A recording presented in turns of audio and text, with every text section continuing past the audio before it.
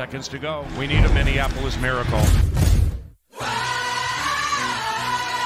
Case on a deep drop, steps up in the pocket. He'll fire to the right side. Off by Diggs. Stay up. Oh my God! 30, no 10, touchdown! Are you kidding me? Miracle finish! It's a Minneapolis miracle! Oh my God! No way! Ah! What a miracle finish! And welcome to the State of Purple podcast, KFAN's weekly Minnesota Vikings podcast. I am AJ Mansour, joined by my side is Jack Day, or by my side is Jack Day today. Jack, how you doing, man? I'm doing well. It kind of feels like, I know we've brought this up a couple times on the show, but it kind of feels like football is officially back in the air with the state of Minnesota sports kind of not being too great with the Wild a couple weeks ago and the Twins kind of going downhill. Right? It's shifting towards football season. I had a dynasty football draft start, just the rookie draft started on Monday of this week. So it just seems like, other than the weather, it feels like football is in the air. I had a dynasty draft last week, I think it was. Those are unique, right? I mean, this is an Empire League I'm in, actually, where you try to win 2 years in a row and you win the big pot. So we're all battling for that. I did not win it last year, so I'm trying to combat the guy who has just a stacked roster. I mean, it's unbelievable, the roster that this guy has. Top 3 wide receivers, top 2 running backs. It's just crazy across the board. So we have an uphill battle this year, but it is fun. Like you said, it feels like we're shifting our attention to football, but that doesn't mean that there's a ton of football news, right? I mean, they're kind of in the in-between doldrums. The draft has already come and gone. Training camp hasn't started, so any subterfuge about depth or whatever is on the football field doesn't really matter. The Vikings are in OTAs. Mini camps are starting across the league. We're going to get to some of those talkers for the time being, but we're going to dive into our main topic later on as well, Jack. Things that we fear heading into the 2021 season, for the Minnesota Vikings. What scares you? What might we think could be a problem? What sort of things are still kind of up in the air for this team, because they're far from a perfect team. But before we get to that, Jack, we're going to take a look at this team. We're going to take a look at the division, and then we will finally get into that. So as we go, let's kick it off with the week in Minnesota Vikings football. Right here, switch my graphics. There we go. That was pretty slick right there, Jack. The week in Minnesota Vikings football, you had it covered at KFAN.com. It was the day after we recorded our last podcast. They signed a new quarterback. Tell us about the new cornerback on the team and what he might add as far as depth for this young / old / kind of thin cornerback defensive backs room. Yeah, it was kind of a weird thing. I think we actually did bring it up on the show on Thursday, kind of talking about how we felt it was a little odd that he was in the building 2 weeks ago and there hadn't been any steam of any sort. Right after we say that, of course, the next day the Vikings make it official and they go out and sign him to, I believe it was a 1-year, $4 million contract. Also sounds like at least he believes that he's going to be competing for a starting roster spot, which is going to be interesting to see, because Cameron Dantzler's coming off of a back half of a 2020 season where he looked really solid. I think he put on 10 or so pounds this offseason, which was a thing that was kind of worrisome. Obviously, he struggled with some injuries. They go out and get Patrick Peterson earlier this offseason, who, in my opinion, I don't see a world where, unless barring some crazy injury, I don't see a world where Patrick Peterson isn't starting, and then they get Mackenzie Alexander. So the depth is starting to kind of take shape. You have Harrison Hand and Chris Boyd. The Ty Smith signing of couple weeks ago now it even looks like more of an uphill battle for him to crack the roster now with the Breeland signing. But what they get in Breeland, according to PFF, he had a 72.9 grade in coverage. He's a 7-year veteran, and most recently, 2 years ago, won a Super Bowl with the Kansas City Chiefs, where he led the team in tackles and intercepted Jimmy Garoppolo. So he played a big role in winning that Super Bowl for the Chiefs a couple years ago. Total stats over his career, if I can find these, he's played in 94 games, 376 tackles, 14 interceptions, 8 forced fumbles, and 6 fumble recoveries. The guy can play. I don't know if it's necessarily going to be a depth option. There's the 4 corners that I could see this Mike Zimmer going in any direction with them cracking that starting lineup. But as Mike Zimmer has said several times in the past, you can never have too many good cornerbacks. And going in the 2020 season, it was a scary position going into that season because we didn't know what we had in Cameron Dantzler, Jeff Gladney. We still don't know what's going on with the Jeff Gladney situation. If Jeff Gladney's back on this roster, this could end up being one of the strongest cornerback corpses of the Mike Zimmer era. So I think Vikings fans should be very excited about not only the cornerback position, but the state of the entire Vikings defense heading into 2021. Yeah, slowly but surely they're taking steps in the right direction. I know there was a lot of worry heading into this season, coming out of last season, maybe more so, with what this team was going to be. So they make these signings, they get some depth, like you talk about. It's competition. It's competition in camp. That's never a bad thing, right? The competition is going to let the better player, whether it's somebody we had or somebody we just brought in, rise to the top and hopefully help this football team become a little bit better. Now, OTAs continue for the Minnesota Vikings. This is normal stuff. We're talking about seeing some highlight reels that pop up and getting ready for mini camp next week. Mini camp around the league is kind of kicking off for some teams. We'll talk about that in the next segment here. But for the Minnesota Vikings, the one thing that they are watching right now and everybody keeps talking about is Danielle Hunter. Will he show up at minicamp? Jack, if you had to answer right now, do you think that Danielle Hunter is at minicamp day number 1 next week when the Vikings kick off? That's such a tough question. And with how Mike Zimmer has avoided this by kind of sweeping under the rug and saying he hasn't communicated with him, Danielle Hunter has never really I've never gotten the impression that he's a selfish guy. He seems like someone that would be there for minicamp. If he wants a new deal, what better way than getting a new deal would be going to minicamp, showing up and proving you can pass a physical, proving that he's healthy and ready to get back to that 14.5, 15 sack season that he had a couple years ago. I think we're going to talk about this a little bit later on in the show as well, with the things that scare you as a Vikings fan. But as of right now, I don't think it's necessarily safe to say that he's going to be there, but I want him to be there. I think I'm speaking for all Vikings fans. I think that's kind of the last piece for this defense when I say that the fans have a reason to be excited about the defense heading into 2021 season. That is if Danielle Hunter is on this depth chart on the roster going into the 2021 season, which I don't think the Vikings are going to trade him. I know we talked about on last week's show who we think has the leverage, and we kind of disagreed on the opinions there. But I personally believe the Vikings have a little bit of leverage. I think he needs to come in and absolutely prove that he can still play. Neck injuries are scary. We saw it with Mike Hughes and how they just, I had a source tell me that he was surprised that the Vikings got a 6th-round pick in return for Mike Hughes. So those neck injuries, they can linger. They're very scary. They can be extremely serious. So as of right now, I think we need to get Danielle Hunter into that building and just prove that he's healthy and ready to go for the season before the contract talks can begin.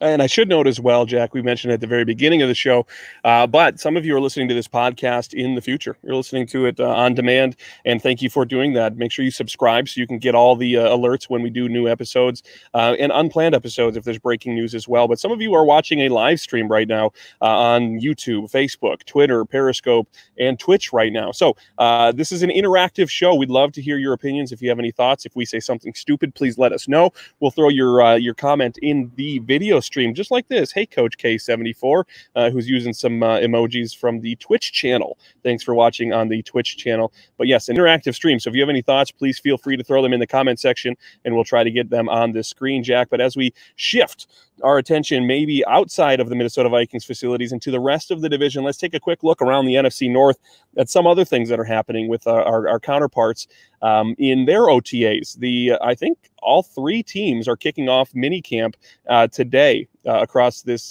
division with the Lions, the Bears, and the Packers. Obviously, there's one of those that we're paying a little more close attention to. We'll get to that last because we probably have more to say about that. But real quick, let's take a look at the Chicago Bears. Their minicamp kicks off. Their OTAs have gone, and it has been Andy Dalton taking snaps with the number 1s and Justin Fields taking snaps with the number 2s. That's to be expected, clearly, at this point in the season. But by the time that they do you think the situation, Jack, is going to be ultimately Justin Fields will start week 1, or it will be when Dalton stumbles or when the Bears stumble a couple games into the season, Fields will get his chance? I'm not sure if it's going to be week 1 or week 3, but I am not bought into the fact that the Bears are still saying that Andy Dalton is their guy going into week 1. It just seems like they went, and I don't know if they had a gut feeling that the Vikings had interest that Justin Fields there at 14 during the draft, but they went and they jumped the Vikings. They traded away a decent amount to go up and get their guy in Justin Fields. And I personally believe, I think Justin Fields should have been the second quarterback off of the board during the Thursday of the first night of the draft. And obviously when Zach Wilson and then Trey Lance went in front of him and you started to see him slide, I think Justin Fields was the second most talented quarterback. I think he got some weird, I mean, it was always kind of a 1A, 1B with Trevor Lawrence and Justin Fields since high school when they got through college. And then all of a sudden when the draft got here, it was like, well, look at this shiny new toy and Trey Lance and Zach Wilson and the throws that he was making. But I when I watched Justin Fields play in the semifinals against Clemson, and he threw for 6 touchdowns or whatever it was with the fractured ribs that he had, the toughness was answered. I think he's a mobile quarterback, which everyone in the NFL seems to want these days. And I think he has the arm talent to be something special in the NFL. And I know I don't love saying that coming from a Vikings podcast, and he went to the Bears, but I do think Justin Fields is going to be the starter, whether that's week 1 or week 3, week 4 or 5. I think at some point early on in the season, I think it's kind of just the Bears' way of saying, hey, we went out and signed Andy Dalton. He's our guy right now. It's still mini camp, but I'd almost be surprised if you don't start seeing Justin Fields take some reps with the ones when they get to like training camp. At that time and can kind of get it in there. Interesting thing. I don't remember if this was news that broke after our last episode or if it was out before that, but there was also that tidbit, the video, and I'm blanking on what team it was, released a video that was talking about the draft day trade offer from Minnesota that theoretically was to come up and get Justin Fields. Was it the Colts? Who was that? It was the Panthers, Carolina. Carolina Panthers put out the video on social media. Part of their video, their draft day behind the scenes, was a phone call confirmation that Minnesota was on the phone and that they didn't offer very much to move up. Real quick, there's a couple different things that you can look at here. Number one, it looked like Minnesota, this confirmation that they were looking for Justin Fields. What does that mean for Kirk Cousins? What does that mean for the future? Blah, blah, blah, those things. The next thing, the Minnesota Vikings, they were very clear, the Panthers were very clear that they didn't offer very much. Was this just a nibble, you think? Like, hey, how set are you guys at this pick right here? Or will you take this low ball offer for us to move up a couple spots? And if that's the case, sure, we'll take Justin Fields. But where do you stand on both those situations? The Kirk Cousins future, what does that mean when they're looking at a different high-ranking quarterback? And then were they just dipping their toe in the water to see if they could get the Panthers to bite? To answer the second one, I think yes. I think they were more or less doing their due diligence. I think there's people torn within that building that some were higher on Fields than others. And I think ultimately the Vikings draft turned out in their favor. I think it turned out better because you would have been going into week 1 potentially having Kirk Cousins still as the starter for the next 2 years. It sounds like Kirk Cousins is pretty set on playing out the next 2 years of his contract. And they would have went into the season potentially with the Rashad Hill at left tackle and everybody's favorite guard, Dakota Dozier, would have still been starting along that Vikings offensive line. So it would have been interesting, to say the least, to see Kirk Cousins and see how he would have handled that. Obviously, there probably would have been pressure because it would have been a downsize with going from Riley Reif to Rashad Hill. Maybe they still go out and get a tackle. Obviously, they don't take Kellen Mond either. But the Kellen Mond and the Wyatt Davis picks were both accumulated through that trade. So I think Kirk Cousins is going to be the Vikings quarterback for the next 2 seasons. But I think with how the Vikings handled their business, they still got a potential quarterback of the future. I've heard some good things about Kellen Mond at OTAs, that he's had some beautiful throws with a lot of touch on him, which is a good thing to hear. I know it could create some drama if there's some, not necessarily competition throughout camp, but that's just how Vikings fans are. They like to try and find any sort of drama in that quarterback room that they can. But I think as it sits right now, Kirk Cousins, I think his job is safe for the next 2 years at least. He's going to ride out his contract.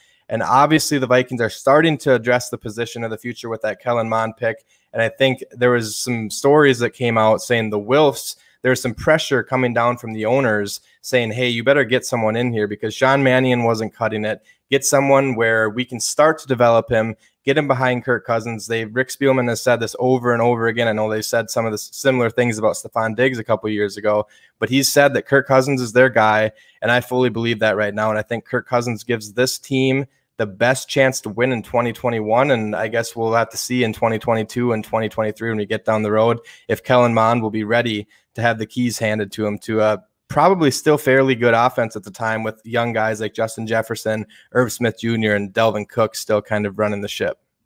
Let's jump across the border where there's not a whole lot going on in Green Bay. I think it's just business as usual for the Packers. No, Coach K sniffed this one out in the comment section. He's watching on Twitch. Thank you for your comment.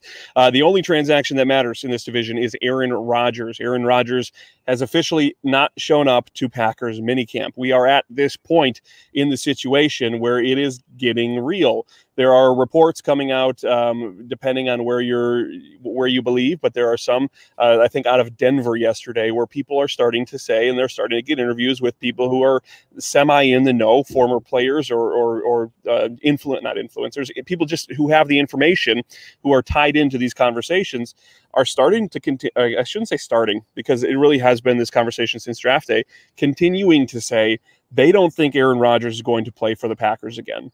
We're at the point now, we talked about Daniil, and when we can start to worry when he's not there is when minicamp. Are Packer fans freaking out right now, or are they still trying to keep their cool, thinking he's just taking his time to get back and he'll be back and act like nothing happened? If I was a Packers fan, I know I'd be freaking out right now, because he's the former, coming off of an MVP season. He's still, I think it's back-to-back seasons now that the Packers have made it to the NFC Championship game. And we had this conversation a few weeks ago when this was still kind of heating up, but they just haven't done enough to surround him with talent. Yes, they have Davante Adams. It sounds like all of their main core of wide receivers did show up to minicamp, but Davante Adams has had some, and Minnesota knows this all too well. Davante Adams, from what I've heard, he's had some cryptic tweets. I know we know a thing or two about wide receivers with cryptic tweets here in the state of Minnesota, but I think Packers fans have every reason to be worried. They don't necessarily know what they have in Jordan Love yet. He is QB1 at minicamp. I saw videos today, or a video of him throwing like an out route to Aaron Jones, and he is QB1 in Green Bay. I think there's a lot of people that were high on him coming out of Utah State, but they still just don't know what they had. There were some interesting videos last year during this time of the year last year when they had him on the field and he was missing, like, throwing it into a net from like 15 yards away, and it was pretty ugly. So Vikings fans love that video because they'll pull it up and showcase it anytime there's drama with Rodgers. Yes, but I do think I was a fan of Jordan Love coming out of Utah State, very raw, but he has some arm talent, and you've seen guys like Josh Allen. I'm not necessarily going to say put him in the same category as a Patrick Mahomes, but where they have these tool sets of potentially being a good mobile quarterback with a rocket of an arm, but they just haven't been developed. And I think that's what they have in Jordan Love. He sat a year behind Aaron Rodgers, which is similar to what Aaron Rodgers, Packers fans should be used to this by now, because they had it happen with Aaron Rodgers and Favre. But I at some point, the luck is going to run out in Green Bay. You're not just going to have Hall of Famer after Hall of Famer after Hall of Famer, and maybe that's the case now with Jordan Love. Right. No, absolutely. All eyes on that. One of the things that did add to this story this week was the report that part of why Rodgers is so peeved with the organization is that the front office management, whether you want to say GMs or whoever it was basically taking credit for his MVP season, going around telling people that it was stuff that they did behind the scenes. It was their scheme that really helped him have a bounce back year after because he didn't have a great year in 2019. So they were the reason, and they were taking credit for his play in his MVP run. He didn't like that very much, and that is one of those things that breaks trust. It breaks, the confluence in the locker room, in the upper management, whatever that is. And that's just a person that doesn't like another person, and whoever has the most leverage here is going to try to push their way into whatever that is, whether that's a release, whether that's a firing of someone in the front office. We're going to have to see where the organization actually stands as far as what they want to do with this. So it is probably going to get ugly before it gets any better, uglier before it gets any better in Green Bay. And I think for most of the people watching this stream, listening to this podcast, we're okay with that. We're okay with that. Jack, let's go on to the main topic for this week. A question that I posed on Twitter, a question I posed to you. What is your biggest fear heading into the 2021 Minnesota Vikings season? I think that there's a bunch of different options, and we'll talk about a couple of them. But Jack, let's start with you. And if you're watching on the stream right now, please throw your biggest fear in the chat. We'll pull them up on the screen as well. Jack, what's your biggest fear for the Minnesota Vikings heading into the 2021 season? I think it's probably the biggest storyline circulating around the Vikings right now, and that's whether or not Daniil Hunter is going to arrive next week, if he's going to go throughout training camp, and if he's going to be ready to play week 1 for the Minnesota Vikings. I think right now, if there's no Daniil Hunter, you really don't know what you have at that position. Do they think DJ Wanham is worthy of a starting spot in year 2? Is Stephen Weatherly going to kind of have a bounce back season after having a down year away from Minnesota and in Carolina. And they went out and they draft Patrick Jones. They draft Janarius Robinson. They have a lot of young talent at the position, but it's a lot of young and unproven talent. And you need to have a guy like Danielle Hunter, kind of an anchor of the defense, the last missing piece to this defense, in my opinion. If they go into the season with a healthy Danielle Hunter, ready to rock and roll, I think this defense is truly, I think we could potentially be looking at one of the best defenses in the Mike Zimmer era in Minnesota. But without Danielle Hunter not having that pass rush, they shored up the interior of that defensive line. They go out and get Nick Vigil, who I think could be linebacker 3. They've shored up every spot to that secondary, and they have some depth in the secondary right now as well. So really the only missing spot to that defense is Danielle Hunter, and that's the biggest question mark right now circulating around the state of Minnesota. I think that most of us would have to agree that that's the number one fear for people, because everything trickles back. If Danielle's not there, then we got a problem on both ends of the defensive line. That impacts the run game, it impacts the passing game, it impacts the defense as a whole. And then if the team is down, we've seen this in the past with Kirk Cousins and this offense, they don't fight back from a lot of points very well. They can stay in a game, they can compete if it's close, but they don't really dig themselves out of a hole. So I think that Danielle factors into that more than we think. So that's a good number one there. I figured you were going to go that route, so I'm going to go a different route here and say that my biggest fear, maybe Danielle's 1A and this is 1B, okay, is that the hopes that we have for the offensive line are going to go up in smoke. The hopes that we have for the young guys, the Christian Darrisaw's, the Wyatt Davis, we get excited about these things because we hear, oh my gosh, we never thought Wyatt Davis would fall there. We hear the Vikings say people were looking at him in the first round. We didn't think he was going to be there in the third round. We thought he'd be gone in the second. So we get excited. Christian Darrisaw, we see him fall there to that spot. We hear that he's a mauler. We hear that he's huge. We hear all these things. My fear is, from the track record of this team, the track record of Rick Spielman, we don't have the greatest. It's not terrible. There have been some Brian O'Neills. There have been, the early stages of Matt Khalil. I don't know how you want to grade out Matt Khalil because it started really good and then it ended really poorly. There have been some successes and then some failures. And my fear is that this is going to be some failures. And if that's the case, then we see Kirk rushed. Then we see Dalvin hit in the backfield. Then we see the same things that we saw last year that really impacted this offense in a negative way. Their numbers, their statistics ended up pretty good. Kirk had a decent season when you look at it on paper, but a lot of that was because it was garbage time in the second half of a game where they have to throw the football. They have to pad those stats. They have to do those things. And it doesn't give an authentic value for what that team can do. So I fear that this offensive line, we might be giving it a little too much credit on paper, and once it gets on the football field, it might not pan out. Do you have that fear at all? Yeah, that's actually like the third or fourth thing that I had written down. So that was one of mine too, and obviously injuries is another one because you never really know what you have going into the season. The Vikings defense, a huge reason why they struggled so much last year was 1, lack of depth, and 2, injuries that exposed that lack of depth. So the other thing that I had written down kind of ties the last 2 segments together. I think the entire NFC North can have a little bit more fear in them if Aaron Rodgers decides that he is going to return to Green Bay, because I think if Aaron Rodgers is the starting quarterback week 1 for the Green Bay Packers, I think they are still the favorite to win this division. But if he leaves and he gets traded and all these reports are accurate, it's a wide open division, in my opinion. I think the Vikings are the best team on paper as of right now. We've seen, kind of going back to what you just said about the offensive line, I think that's a very fair worry as well, because we don't know what we have with these guys. Christian Darrisaw has kind of been battling a groin injury that he sat out of OTAs last week that they said was kind of precautionary. Yes, Wyatt Davis did fall to pick 86, I believe, which he probably shouldn't have fallen to. But there was a player, Drew Samia, was a 4th rounder that the Vikings drafted a few years ago. And like the Ollie Udos, there's always buzz that circulates around these offensive lines or offensive linemen in Minnesota. And maybe that's because of the fact that they've been starving for a legit offensive line for the last 6-7 seasons. But I think this is the first time that I can say that I feel fairly confident going into the season that I know who's going to start and where. And I think both of those rookies are going to end up starting. I think it's going to kind of be trial by fire. I think you have to put them out there. I don't see a world where Wyatt Davis is a worse guard than what the Vikings had out there last year. I like moving Ezra Cleveland back to the left side where yes, he's not playing left tackle, but he's always been on the left side of the offensive line until last year as a left tackle at Boise State. And you can't have, I don't remember who it was. It might have been Lieber, it might have been Ron Johnson, but someone was saying that you can't have two rookies on one side of the offensive line. And that's why I like moving Ezra Cleveland over to that side. And then it would be Wyatt Davis next to a veteran leader in Brian O'Neill.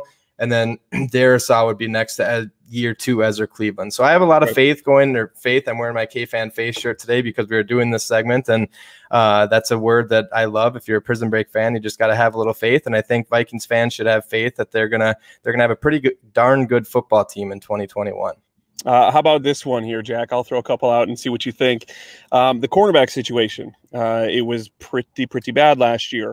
Very thin, very young, very inexperienced. They did bring in Patrick Peterson, but Patrick Peterson was available for a reason. I mean, we can't get past that fact right there that he did not go back to the team he was with last year, and there's a reason that the Cardinals moved on. Is that something to maybe be worried about? Because we mentioned Jeff Gladney, how we don't know what's going on with that situation. That was supposed to be one of the top level guys that we were supposed to rely on this year. Off the field incidents, I'm going to go ahead and say would make it unlikely that he's playing for this team this year or back in the NFL. I don't know what it's going to be. There's a various range of what could happen with him. But I don't think he's going to be a factor this year. So then you bump down a little bit. You mentioned Dantzler, you mentioned Breland, some of the guys that they bring in. I feel like there is a little bit of a panic mode now that this Gladney situation has popped up, and this team, which was starting from a pretty low bar, brought in one free agent, and now they're kind of piecing together some other free agents that, again, I just feel like it's what Vikings fans do. We get too excited when Bashaud Breeland signs because it was a name that we had heard talked about on PFT or whatever it is. I just don't know if that's enough depth right there. Is that a concern for you at the cornerback position? The cornerback position, I see where it would be fair to be slightly worried and concerned about it, but I myself am not too concerned. There's something that was circulating around Twitter along the lines, and I don't know, it was all the different coverages that these defenses run. And essentially it had Patrick Peterson in Arizona was not being utilized to his strengths, and the style of defense that Mike Zimmer likes to play is going to utilize Patrick Peterson and the strengths that he has. I think bringing in Patrick Peterson, bringing in Bashaud Breeland, that was something that was really, really missed in 2020. We saw Jeff Gladney. We don't know what's going to happen with him. We saw him start to emerge last year. We saw Cameron Dantzler towards the end of the year become one of the better corners, top 10, top 15 corners in the league over the back half of the season last year. But the one thing that they lacked, yes, they had Harrison Smith back at the safety spot, but they didn't have any veteran leadership in that cornerback room last year. And they desperately needed that. You've seen Mike Zimmer with guys like Terrence Newman, who was 37, 38 years old, still playing the position, which is absolutely unheard of as a 37, 38-year-old cornerback, actually playing at a high level still. And Mike Zimmer was able to put him in his defense and trust him and kind of utilize him not only as a starting cornerback on his defense, but as a veteran leader on his defense as well. And I think that's what we're going to see with Patrick Peterson. There was a little bit of worry after the draft, I'd say, when the Vikings didn't select the cornerback, which was extremely surprising because Mike Zimmer loves his cornerbacks. But I think it's fair to be or feel a little bit more safe going into the season with Patrick Peterson and Bashaud Breeland, just having that veteran leadership. You saw what Mike Zimmer did with Terrence Newman and then took him under his wing and actually had him coaching when he was retired. So I think you're going to see that out of Patrick Peterson and out of Breeland. They're going to kind of take these young guys under their wings. And I think personally, the cornerback room is a position that is going to do a 180 in 2021. And I think and this could just be the blind optimism of me being a Minnesota sports fan, but I think that the cornerback room is going to be a lot stronger in 2021. You're still a young Minnesota sports fan. As you give it a couple more years and you'll lose that blind optimism because it doesn't exist anymore. Alex brings up a good one on Twitch right now, the durability of key pieces on defense, and he specifically mentions Anthony Barr, Eric Kendricks, and Michael Pierce. Pierce sat out a year. What's that going to look like when he comes back? The other two suffered injuries last year that kept them out a large chunk of the season. Is that something that worries you? I think it's fair to expect. I don't think the linebackers are going to be getting a lot more clean shots on running backs because of Delvin Tomlinson, because of Michael Pierce. Yes, the depth along the interior of the defense line, you still have guys like Armon Watts. They go out and get Jalen Twyman.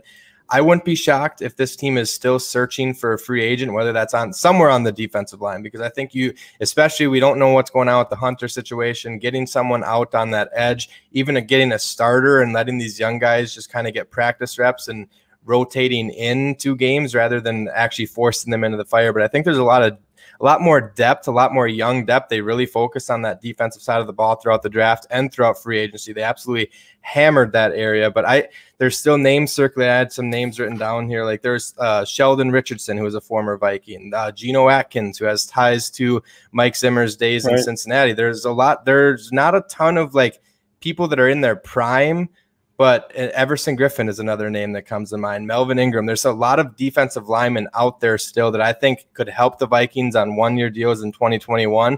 But I think it's fair to question the depth because Vikings fans had to witness one of the worst.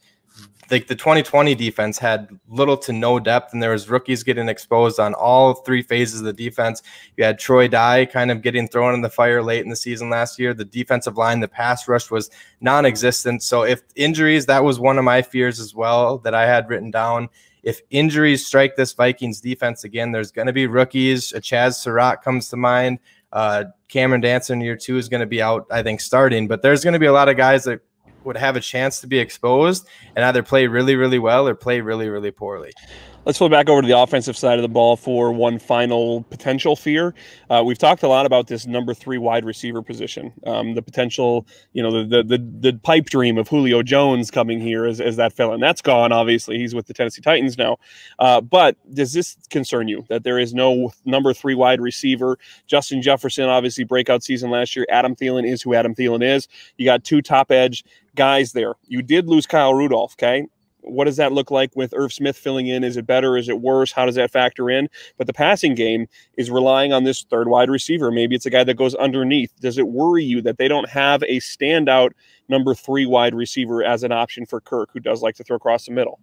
It does, and that's another list on the free agency. If there still are a couple free agency, I know a lot of people want Larry Fitzgerald to come to Minnesota. I think he's kind of old and really towards the end of his career. But a name that I like would be D.D. Westbrook. I think he's 27, coming off of an ACL tear. I think it's an ACL tear. He's coming off of some sort of injury, but I think he can make a difference. Obviously, the Vikings' new wide receiver coach, there's a connection there from their days in Jacksonville.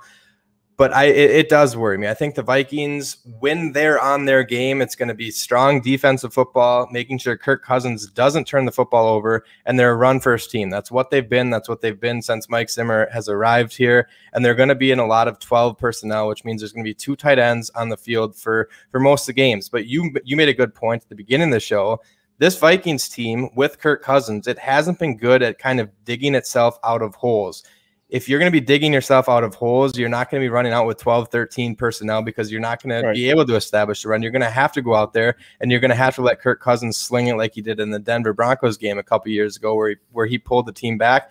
And right now, I think that wide receiver 3 spot is completely open, and it's one of the most intriguing battles heading into training camp. Could a guy like Chad Beebe, can he stay healthy and actually claim that role? Olabisi Johnson was a guy who was getting a lot of high praise in training camp last year, and then he sort of fell off, and you didn't see much of him during the regular season. They go out and they draft Amir Smith-Marset, another 5th-round receiver, which is the round they drafted Stephon Diggs in. I've seen a lot on him saying he was really underutilized and frequently open at Iowa. Struggle with some bad quarterback play there. So he's a name to watch or keep an eye on throughout training camp. But right now, that position is extremely worrisome because I don't know. I don't have an answer for you as who is starting wide receiver 3. Could they still go out and address that position with the free agent, or do they feel like they have enough depth on their roster right now as it stands? After the Breland signing, they have somewhere in the around $9 million left in salary cap space. A couple rookies left to sign. You want to leave yourself some wiggle room if there's an injury and you need to pick somebody up in the during the regular season. All those things factor in, but they do have a little money, like you said, to continue at least shopping the market and seeing who's out there to come fill in and maybe be a part of this team. So, Jack, let's wrap up here for the day. This was a normal week episode. Every Tuesday, we will record an episode of the State of Purple podcast. And then if there's any big breaking news, which if Aaron Rodgers gets traded or if anything happens that's worth noting, we'll hop on and do a shorty, maybe a 5-10 minute podcast from here or there as well. So make sure you subscribe to the podcast on iHeartRadio, iTunes, wherever you get your favorite podcasts. Make sure to subscribe to KFAN on YouTube and follow us on Facebook and Twitter as well, so that you know when we do go live. If we go live, you'll get that alert, and it'll go right into your phone or your inbox when we have an episode recorded. So, Jack, let's sign off. I know you're working on some stuff, kind of previewing mini camp and getting ready for next week as well. So I'll let you get back to that grind, get back to your actual job, because I know you do this on top of that as well. So thanks for everything this week, man. And we will see everybody next week for another episode of the State of Purple podcast.